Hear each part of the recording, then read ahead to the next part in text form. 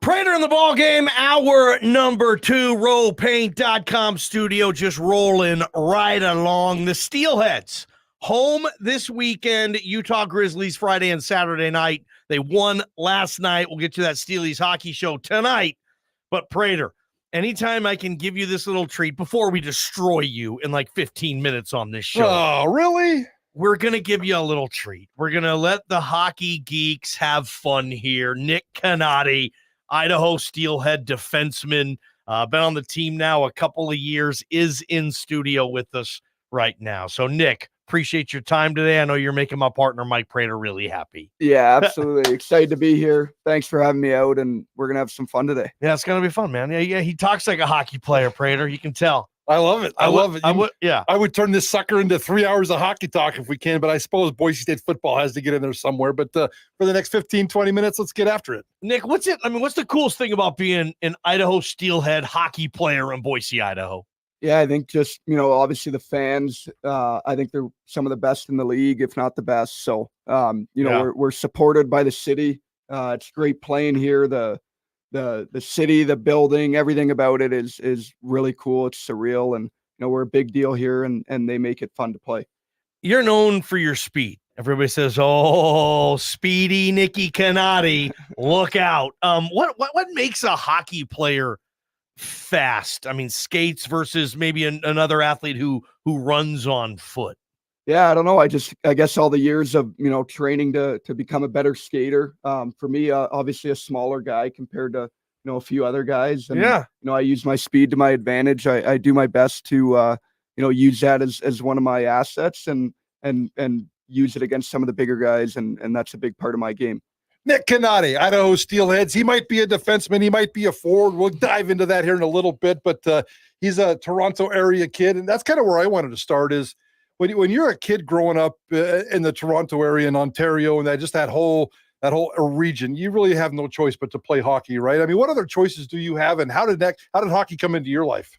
Yeah, I think just at a young age, obviously, like you said, the hockey market in the Toronto area and Ontario in general is massive. It's something that, everybody gets into as a kid and, tries it out. And if it works, it works. If not, they go on to something else. But, that was really my first true passion for a sport. And I really enjoyed playing it, and, decide that, as I got older that I could, maybe make a career out of it. And, growing up in Toronto, the hockey market is so big, and that was a big help to get me to where the point I am now.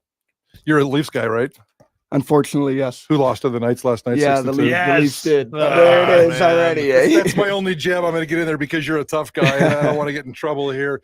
Then you spent the last couple, you've been with the Steelheads. This is your second year, and we're going to dive and focus a lot on your career here in Idaho. But before you came here, you were over in Finland for a couple of years, and I know Ballgame and I are really, really intrigued by that. Not only the hockey, but just the experience of going over there. So what led you to playing hockey for a couple of years in Finland?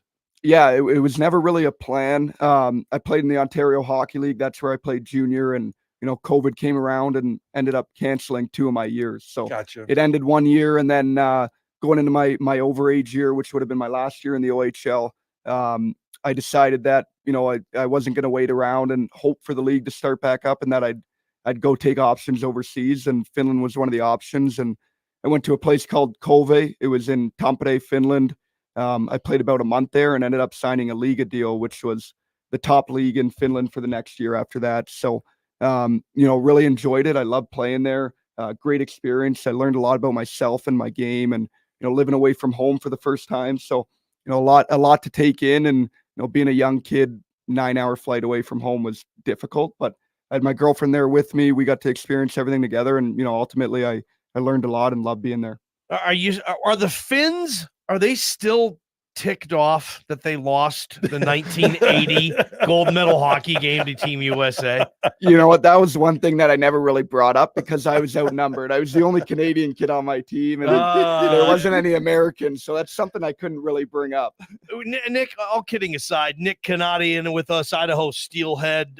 We'll give away tickets tonight, by the way, or today for Nick's game on Friday. Steelheads hosting the Utah Grizzlies. Last year it was the regular season was a really big deal because you had all these check marks of things that no one else in this league has ever done, and you guys wanted to be the first and only team to do it. me and Prater were arguing sometimes last year about Prater's like, you know what? I don't need all this regular season ribbons. I want to be ready for the playoffs. And I was saying, well, you know what? I like to stop and enjoy the season and smell the roses and shoot for regular season goals. Looking back on it, did you guys maybe do a little too much of that last year? Did it bite you in the butt in the Kelly Cup finals? I wouldn't say it bit us in the butt. I think just, obviously we set every record in the book. It was, the most successful team in ECHL history, which, none of us expected going in the year. It was just something that happened. And, we just kept on winning and winning and winning. And it was really fun to be a part of.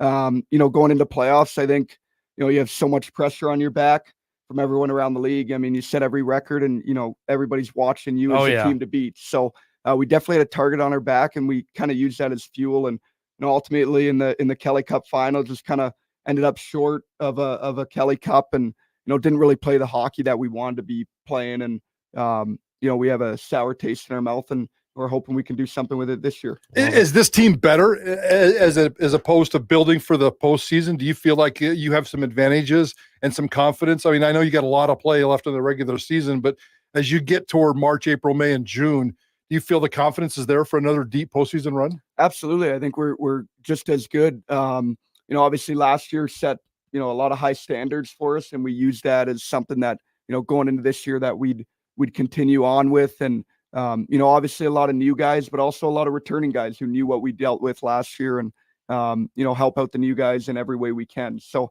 I think we have the team to do it. It's, ultimately just playing good hockey and preparing the right way. And, we're excited. We got about 20 games left before playoffs come, and we're excited for it. When you do have the downtime, I believe you live out in Eagle with most Steelheads, and I know a lot of you guys got dogs. You spend time at the dog park. We can talk a little bit about that, but what do you guys like to do? I mean, there's a lot of stuff in this town you probably can't do because you're a professional athlete. You don't want to risk an injury or something like that. So what fills the time? Yeah, I think, during the winter, like you said, it's just more downtime, playing video games. Okay. I have a 6-year-old dog. I have a big Doberman. So I'm going to the dog park quite a bit with all the other guys. Harley. Love it. Yeah, after Harley Davidson, real original. That takes up a lot of my time. I love her to death. And, I go out with a lot of the guys. Colton Keller as a dog, Jack Becker as a dog, Willie Neeram as a dog. So we meet up at the dog park and do our dad dog duties and just kind of go from there. Which teammate has the dog that is the hardest to control? Like if you're like, dude, dog dad to dog dad, man. Well, I'm going to send this to him after, but Jack Becker just, he got a new puppy, Nala. We think a puppy. It was a rescue, but Jack Becker's currently called up with the Texas Stars, and Matt Register, his roommate, is taking care of the dog. Oh. And she's been ripping up the beds. And that's a favor, man. I got to go play. Some liberties on Matt Register. That might be fair or foul. Like, question to ask your buddy, hey, I got called up, but you watch my dog. Yeah, like, we're gonna be talking about that one for a while, and I don't think Matt Register is too happy with it. So. Register, yeah, man. So we're gonna go with the easy answer of Jack Becker's dog is the one that's ruining the party right now. That's brutal. I guess my specific dog question is, which one of you guys is using your dogs to pick up girls at the dog park? Because that's a classic move right there.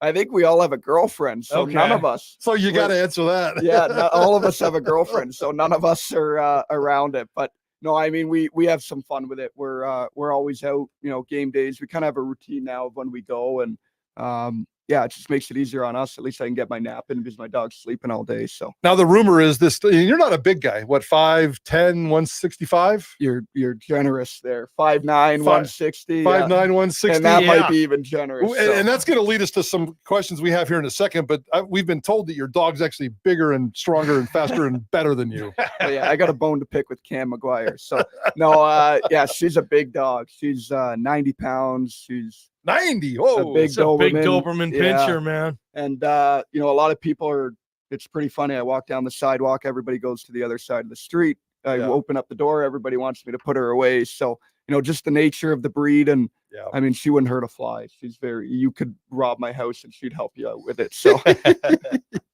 again, we're talking with Nick Canade. He is in studio, Idaho Steelhead defenseman, but you used to be a forward. I don't know how rare that is in hockey, switching positions at the professional level. Pretty rare, guys.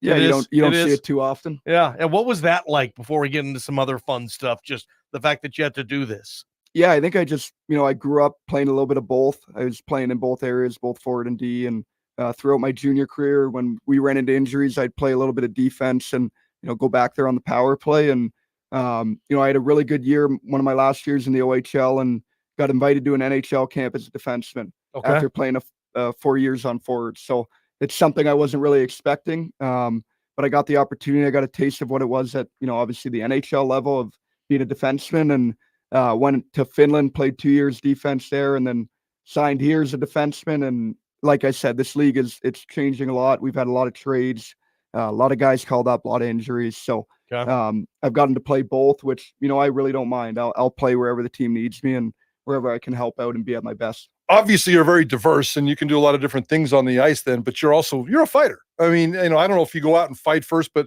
I don't care if you're 5'9", 160 pounds or 5'8", 155 or whatever it is you are. You're a fighter and you're a tough guy. And I don't know where that came from. And it's a mentality and maybe it's an art and you take some pride in that. There's no really goons on this team, but if you need to take care of some business, sometimes they're picking on you guys. And tell me how that kind of came about for you. Yeah, absolutely. I mean, I wouldn't put myself as, fight first. I'd obviously try to help my team out in other ways, but I play with a lot of passion, a lot of heart, and I'm very aggressive, and I don't really get bullied around out there. So if a teammate goes down due to a big hit or something, I'm the first one to step in. If we need a change in momentum, we're down 1-0 or 2-0, I don't mind going to find a guy to fight. I do it often. I try my best to continue and help out my team in any way I can. And if it means throwing down with a guy, I'll throw some hands. Speaking of, I mean, you got some fingernails that are all beat up there. Did you get a helmet or what happened? Is that a fight deal? Usually the visor. I mean, I got some scars and blood stains and whatever on there that, they just all happen from fighting. And I mean, I don't try to do it often, but like I said, when I need to, or, we need some momentum or get the fans back into a game, I don't mind doing it. Why is there still fighting in hockey? They wouldn't allow this in other sports. They still do in hockey. Yeah, I think it's a big part of the game. It's something that, I don't think should be ever taken away. It's, it's managing a game. Even there's a fight to set the tone of a game. Maybe there's not as many big hits or, protecting a teammate so guys on the other team can't run around and get away with things like that. And a momentum thing. It really gets the team going. The fans are engaged. It's obviously the fans love watching it. I think it's definitely needed. I don't think it's needed as much as it was back in the day, but definitely needed now. All right. You said this is your second straight year in Idaho. Before we went on the air here, you said you love Idaho. You touched on it when we started the conversation. What do you love about Idaho? And you even mentioned maybe sticking around for an off season and hanging out and doing some stuff. What is it about this area that's kind of got your attention? Yeah, coming from a big city, I feel like you got that, small city vibe in a bigger city in Boise. I think, there's so much to do. There's so many different restaurants. The people are friendly, and for, a hockey player, we're a pretty big deal. And I really appreciate, all the fans. I know the guys do too. We get treated very well. We're very fortunate with, how the organization is ran and where we get to play and everything about it. So we really do love it. We're fortunate and we can't be more grateful for it. If I was to say, say I was, picking on your goalie, I found him somewhere. Maybe I wet willied him. Maybe I, flicked him behind the ear. I was making fun of him in front of his girlfriend. I'm just picking on him. With Johnny, and all those things are very possible. Would that piss you off? Maybe a little bit. Okay. It depends on how he would take it. I guess he would have the first say. Just kidding. You talked about it, like that enforcer, like. And I think how you phrased it, you're like, I don't like to be bullied around. That just made me laugh. Yeah, I guess as a smaller guy, it's just something I don't like taking anything. I don't like being bullied on the ice. And, I feel like some of the bigger guys might think that it's easy to get at me, but it's definitely not. Last thing real quick for me, Nick Canade, Idaho Steelhead. What's the worst injury on the ice you've ever had to endure?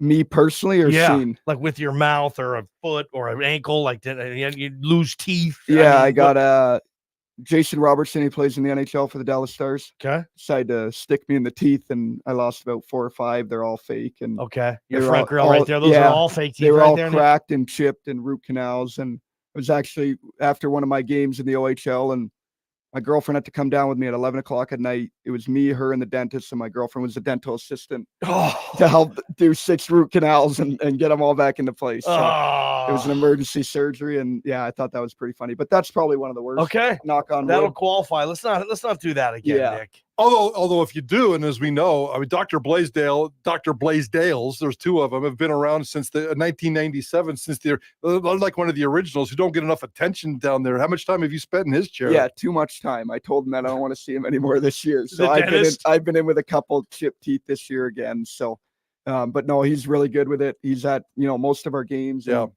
They're a big support system to us, and we have a lot of guys go in there. So yeah, he's a great dude. He's a fan of the show, and he's a great dude and a fan of Steelheads. The whole family is there. I want to ask you a quick football question, although I'm not sure what kind of credibility you have. You tell us you're a Dallas Cowboys fan, but you're a football fan, and you ask about the Boise State schedule. Have you got yourself into Boise State football? Are you curious? You check them out, keep them out of the corner of your eye a little bit. You watch a little football? I watch some college football. I wouldn't say as much. I'm watching the NFL quite a bit, but I do keep an eye on them. One of the biggest things when I was coming from Toronto to Boise was potatoes and Boise State football and the blue turf. So that was one thing I knew, and I've kept an eye on it. I haven't been to a game yet. We play every time they're playing, so all my family who gets to come down, they get to watch a game, and my girlfriend's been. And I haven't been to a game yet. I just see photos and videos about it, but. No, I do enjoy, all sorts of football, and I like watching the boys. What's your number, team. Nick? 3. Number 3. Yeah. You'll see him Friday and Saturday night at Idaho Central Arena. We'll be giving away tickets to Friday night's game later on this hour during Rock Jocks and Pop Culture Trivia. Nikki, before we get you out of here, Nick, I'm sorry, Prater, I just called this guy Nicky. Oh, good. What the hell am I doing, man? I'm getting my ass kicked. Be careful now. Nick, do you know how to change a tire? I do. Do you know how to, Mike? No comment. Oh, my God. Nick, appreciate the time, man. This has been awesome. Yeah, thanks a lot, guys. A lot of fun. Go Steelies. Prater the ball game. Don't miss it. From the Beacon Plumbing Traffic Studios, this is Ticket Traffic. Do have a crash to be aware of if you normally use State